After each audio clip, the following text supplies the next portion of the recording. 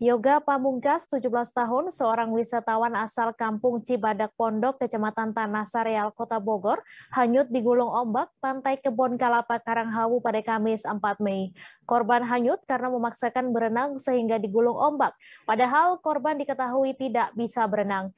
Pada saat kejadian, korban sempat akan ditolong polisi dan petugas, namun korban gagal diselamatkan sehingga hilang dan masih dalam pencarian.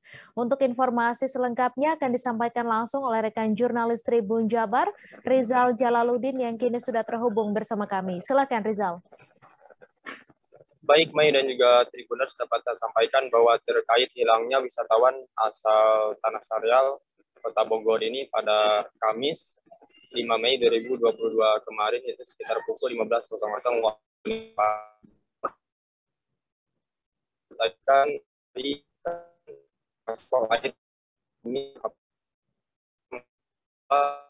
ini di Paku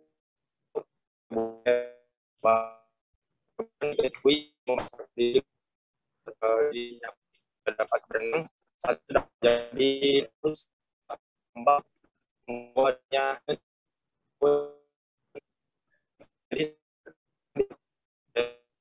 dan juga yang kejadian, namun diselamatkan oleh petugas setelah pesawat tersebut sudah hanyut terbawa arus.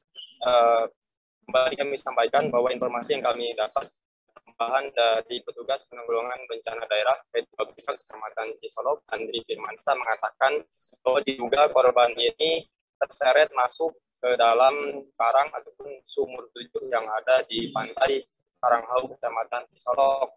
Dan saat ini dari tim SAR gabungan Basarnas, Kepolisian, Balawista, dan sejumlah unsur terkait lainnya masih melakukan upaya pencarian korban bernama Yoga Pamungkas yang berusia 17 tahun tersebut.